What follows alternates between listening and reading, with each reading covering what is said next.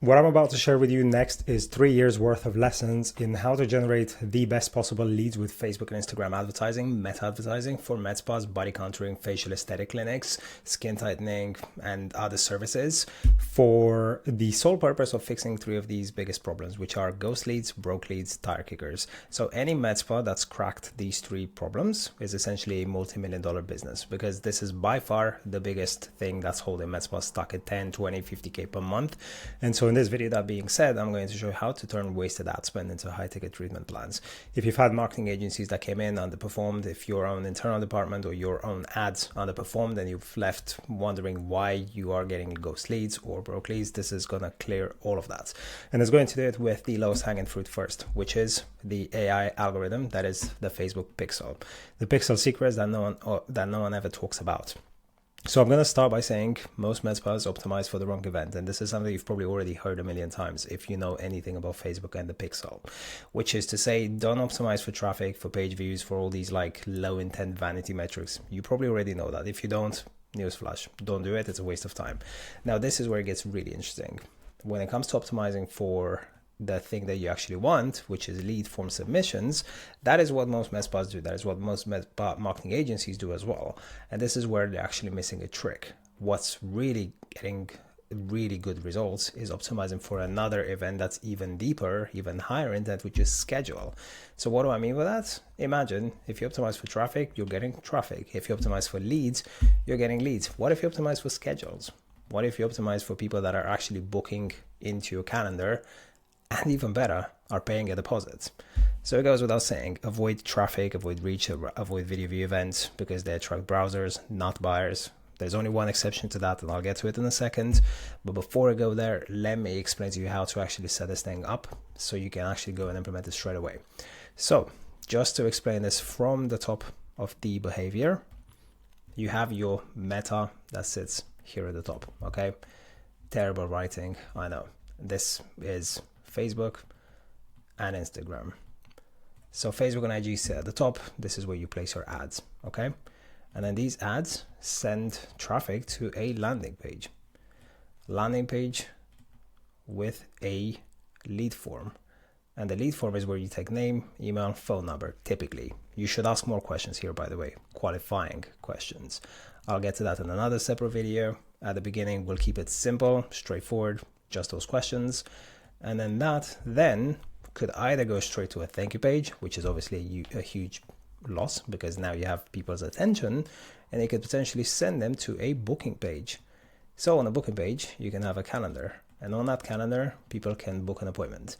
You have two options now. So let's unpack both. You can actually have a deposit here. So they either pay a $29 deposit or a $49 deposit, whatever that may be, and they cannot physically book this appointment until they have done so. If they pay the deposit, they select the time, then they get to a thank you page, which is an appointment confirmation page. Thank you page, okay? We have tested, and we are always testing a second option, which is instead of asking for the deposit here, we ask for it on the next separate page, which is a deposit page.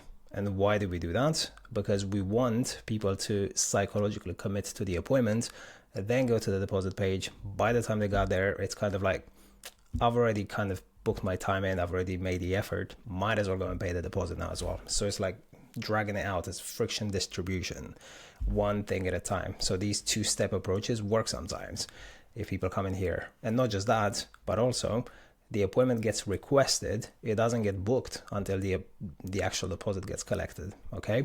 Once it gets collected, then that goes back to that same thank you page, and that's where it's essentially finalized. Now here's where things get interesting. We have three ways to optimize these ads. So obviously, the lowest intent is traffic, people that end up here in the landing page. That is traffic, that is what I said you should avoid. It's essentially telling Meta, hey Meta, give me people who are willing to click on the ad and get to the landing page. It's very low intent. They could come in there, browse, leave. Those are your window shoppers, okay? And this is what then most med spas do. They optimize for the people who actually end up here, which is leads, okay? The people who end up here have already submitted this landing page form. They've come through in here. This is where the little text line of code sits, which is the lead event. And it's very easy to install, really just one line of code in the header of the landing page itself, depending on what you build it, whatever CRM you use, whatever website landing page builder is. Now, this is where it gets really juicy. You could have the exact same behavior for the next page, which is the deposit page or the thank you page, which is to say people who not only just came in as a traffic, then went on to become leads, but actually booked an appointment and paid a deposit. So this is schedule, and this is amazing. You can optimize for schedule. And so now you only tell Facebook, only give me the people who are willing to pay a deposit, willing to find the time and show up on the thank you page. So this now sits with the schedule pixel event. Okay, yet another trick.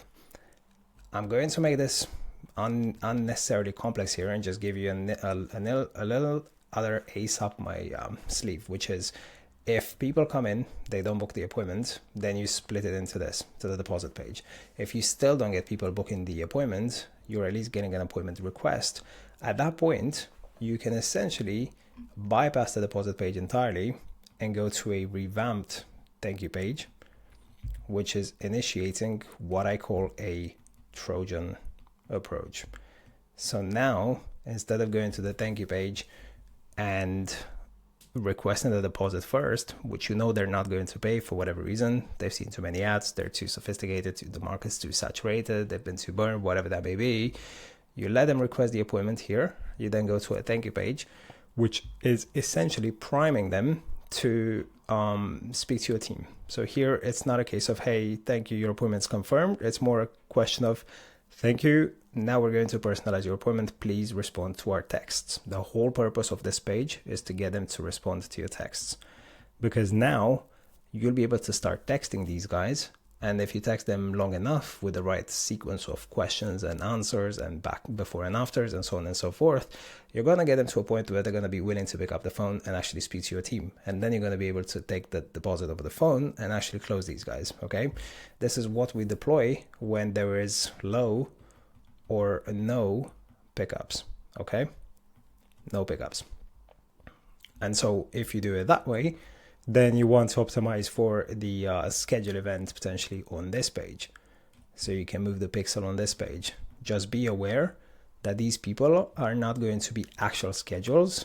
They're going to be requests. Why? Because we already said that in that case, in this calendar, we're no longer actually allowing the appointment to pull through.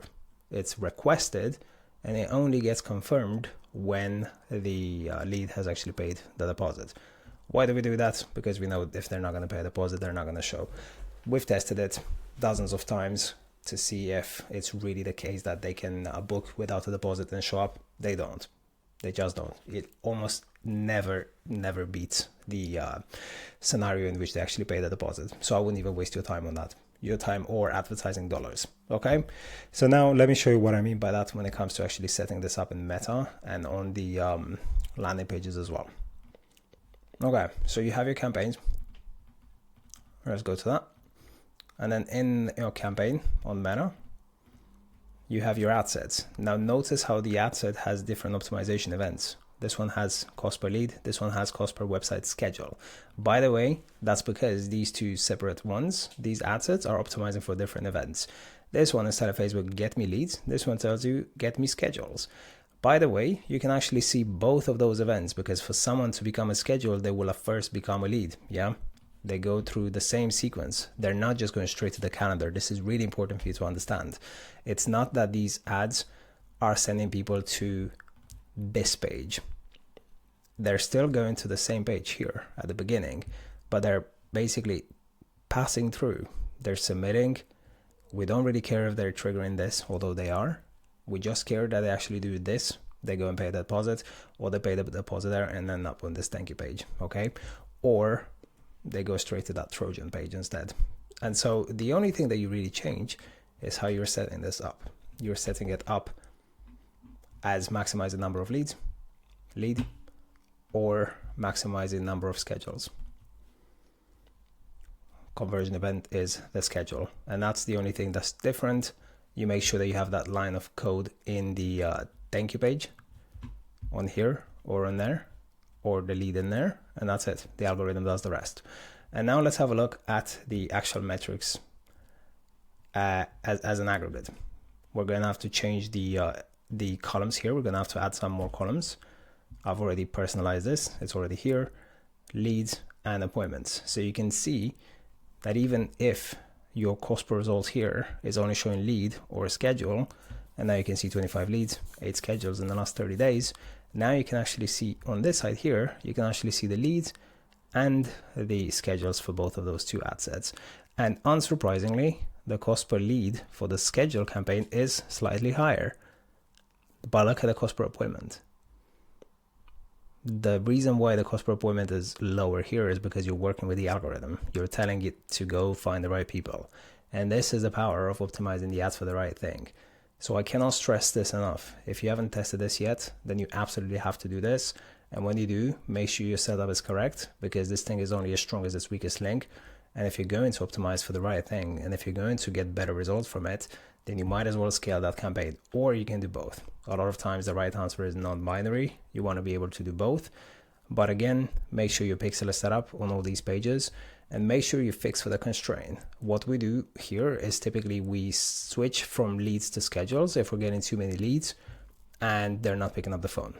If they're not picking up the phone or they're not showing intent to book, that's when we switch over to schedules. Now I'm going to be very transparent here, obviously, because we run a team of appointment setters. We also don't want to flood our team of appointment setters with too many leads, because we don't want them to be spending all day chasing ghost leads, right? That being said, if the cost per booked appointment is healthy, it's where we want it to be within KPI, then there's absolutely no issue calling more leads. Yes, it's more work, but it also means there's more appointments, right? Which is to say that you have to be aware of what the trade-off is, because if you optimize for schedules, you're probably going to get fewer leads. You're probably going to avoid the people who will only pick up the lead form and will never book unless they are being spoken to, because they have reasons that's holding them back. They are skeptical. They've been burned. They've been let down by Medspas before. And so obviously at that point, you want to have your team of appointment setters that's calling these people and is transforming them. The appointment setters calls these leads, turns them into schedules manually. And that can get you another 60-70% of bookings in some markets, provided that you call the leads within a minute, which is why speed to lead is so important. Speed to lead and volume of follow-up. Those are the two metrics that kind of take this conversation from the marketing to the sales territory, which is how quickly can I get to my leads? Can I get there before Sally down the road with her Medspa gets to them? And how frequently am I going to follow up with them? And what does my back-end sequence look like? My back-end sequence of nurturing, the text that I sent to them, the case studies, the before and after, the trust pilots, and so on and so forth. So this is just a very quick technical kind of how-to make you understand about the Facebook pixel and about why you should absolutely pay attention to this thing, because it is 2026. Their algorithms are only getting better and stronger, and it will absolutely help you, or it can make you feel like you're kind of fighting an uphill battle, just swimming upstream. And this video is getting really long, but I have so much more to go over. The marketing qualified leads versus sales qualified leads, the questions that reveal the buying intent, the creative and the awareness level, which by the way is the only exception to when you should actually use engagement targeting on optimization events. The lead forms versus landing pages, which we only touched on briefly. And if you're not doing that yet, please do yourself a favor, your family and your business, switch to landing pages, way higher intent. If you don't know what that means, don't worry, I'll explain it in another video. The self-booking funnels, that gives you 30% more bookings. The Trojan sequence, why it works and what you should know about it. We're going to cover all of that in another video. The shadow funnel, what they see before they call you. This is all important stuff, and the metrics that tell you that it's all working. In the interest of keeping this video packed and full of value, I'm going to stop here, but this is all going to come into a subsequent video. And until then, try these things, and if they don't make sense or you want to do yourself a favor, go to medspapatients.com, book yourself an advisory session with me, and basically cut yourself hours or tens of hours or weeks of trial and error and tribulations and technical know-how if you're not that savvy, or you simply want this whole thing taken care of for you, or to see if it's even applicable for you. Because again, this is very market dependent, very subjective to what your market has seen, the levels of awareness and the levels of sophistication. How many people have advertised in your market already, what kind of services, and they don't live in a vacuum by themselves. These behaviors, these are psychological behaviors as to why the market responds one way or the other, and they're very, very firmly grounded and rooted in these two big concepts, which we're going to touch upon. Again, if you want it in an advisory, medspa.patients.com, book it now and we'll talk. Until then, good luck.